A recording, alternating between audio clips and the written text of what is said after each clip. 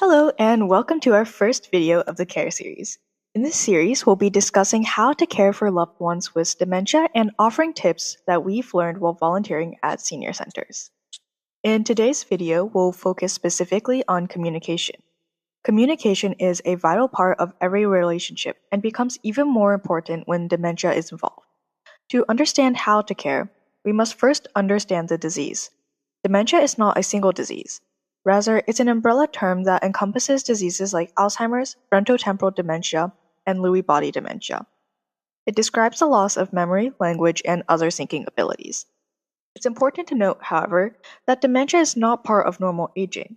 With normal aging, people may forget things occasionally, but they'll later remember them, which is a key difference between normal and abnormal age-related changes. In addition, not all memory or thinking-related changes are due to dementia. Vitamin deficiency, sleep irregularities, medications, and among others, can all play a role in memory. So, without further delay, let's talk about how to communicate with someone with dementia. For family members and anyone in general, it's important to speak loudly and slowly. Although this may seem obvious, many volunteers, including us, tend to forget. Often, seniors may have hearing issues, but they may have trouble processing what you're saying if you go too quickly. As dementia progresses, people often face drastic personality changes that makes them feel like strangers to loved ones.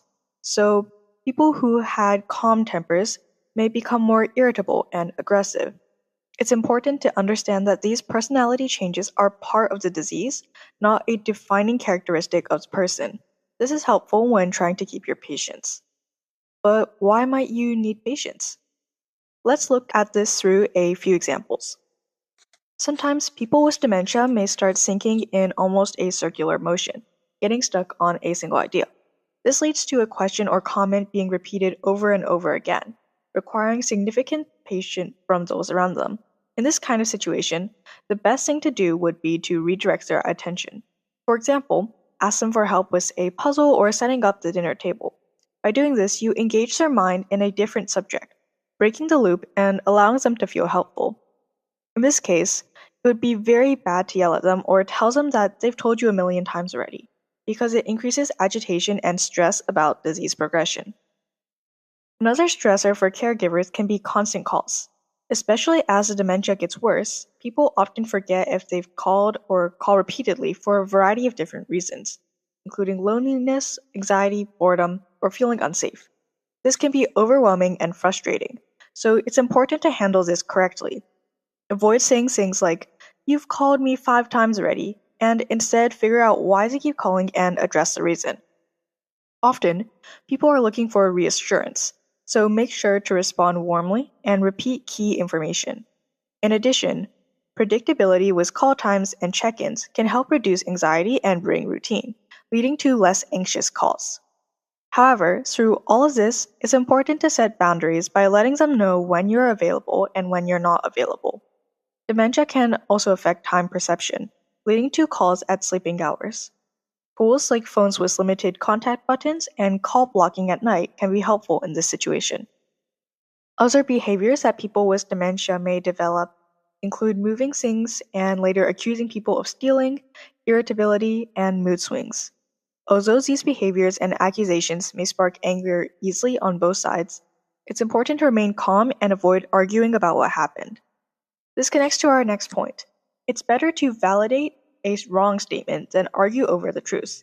This point was difficult for me to accept at first because it seemed like lying, but I've come to realize its importance over the years. A common confusion factor for people with dementia can be time. They often remember things from their youth, rather than things later on in life. For instance, it might be easier for them to remember their siblings and spouse than their children. Because of this time confusion, they might forget that some people have passed. In this scenario, it's important for you not to confront them with reality, but to redirect their attention. For example, if someone were to say, "I'm going to go have tea with my wife," but you know that their wife is no longer present, you should say, "Tea sounds wonderful. Shall we have some now?" Or, "That sounds nice. Tell me about your wife." Before we wrap up, here are a few quick tips. Use simple questions rather than open-ended questions. For example, do you want the blue shirt or the red shirt? instead of what shirt do you want? Validate their feelings.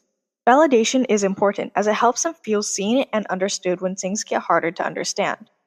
And finally, use positive language. This helps frame requests in a positive light, even if the meaning may be similar.